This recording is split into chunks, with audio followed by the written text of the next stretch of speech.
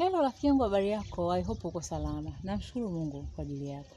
Rafiki yangu, kisha kutokea ile hali kwamba wewe unavyojijua na watu wanavyokujudge ni vitu viwili tofauti.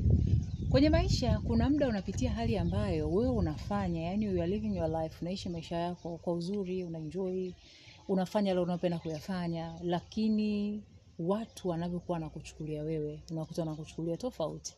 Na kipindi inaweza ikakutokea kwamba watu wakakunyoshia mikono, rafiki zako wa karibu, ndugu zako wa karibu, jamii ikakunyoshia mkono. Hiyo kama haijawahi kutokea, mimi ishawahi kunitokea rafiki yangu, lakini nashukuru Mungu nilipona katika hiyo scenario.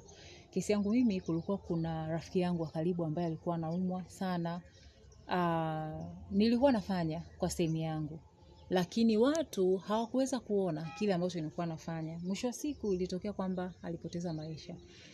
Siku nimeenda msibani, watu kama wakawa wananyosha vidole kwamba this is not a right woman, huyu mwanamke sio, huyu mbona, yani judgment ya kutosha.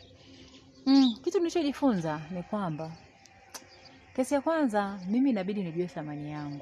Nilijifunza namna ya kujua thamani yangu. Nikajifunza, nikaelewa thamani yangu ni ipi.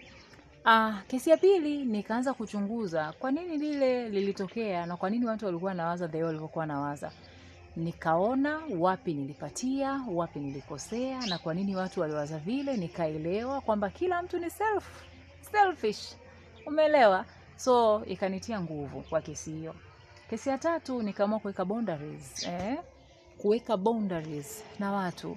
Kuna mambo ambayo nitafanya, lakini ambayo sina uwezo nayo, I can't do, sitafanya. Nitafanya yale ambayo nimewiwa ndani yangu kuyafanya. Ambayo sijawiwa, sitafanya.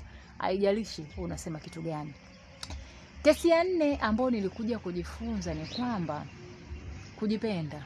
Lazima nijipende mimi. Biblia yenyewe inasema kwamba jipende, mpende jirani yako kama nafsi yako. Kwa maana usipojipenda, huwezi ukampenda pia jirani yako. Elewa upendo wa Mungu kwako ili maisha yako yaweze kuwa mazuri pia hata kwa watu wengine. Kesi nyingine ambayo nilikuja kujifunza kwamba maisha ninayoishi ni zawadi. Nimepewa kama zawadi. So I have to use it, I have to enjoy it. Mimi nikiondoka, sio kwamba watu hawatasaidiwa, sio kwamba mambo hayataenda hapa duniani, mambo still yatakwenda. So I have to take care on myself. Inabidi nijiangalie, umeona? Nichukulie hii zawadi ya maisha, niishije, niongee na Mungu, nizungumze na yeye kitu gani ambacho inabidi nikifanye kwa ajili ya nini? Ya utukufu wake. Na nikiondoka kwenye hii dunia, ione kwamba alikuwepo fulani, aliishi na mambo yakaenda, kuishi katika upekee wangu. Kesi ya mwisho ambayo nimezidi kujifunza ni kwamba mimi najua uhalisia wangu mimi, lakini watu wengine hawaujui.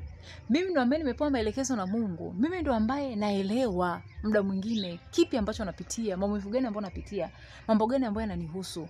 Watu wengine inawezekana hawajui. Kwa hiyo siwezi nikaenda kwao nikaanza kufunga midomo yao. It's impossible, ni ngumu. Let them talk. Acha waongee vile wanavyojisikia wao. Maana tunatazama vitu kwa namna tofauti. Tunatazama mambo kwa namna tofauti. Lakini kikubwa nizidi kujifunza, nizidi kuelewa, nizidi kuwa positive, nizidi kufurahia zawadi ya maisha ambayo nimepewa. The rest mtu atakavyoamua yeye kuona kwamba ni right kunisema kwa mfumo huo, ni sawa. Let him or her talk. Haina shida. Hilo ni la msingi sana.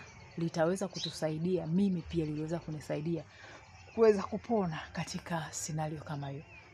Asante sana rafiki yangu kwa kuweza kunipa muda wako. Naomba nikutakie wakati ule mzuri sana. Enjoy. Bye.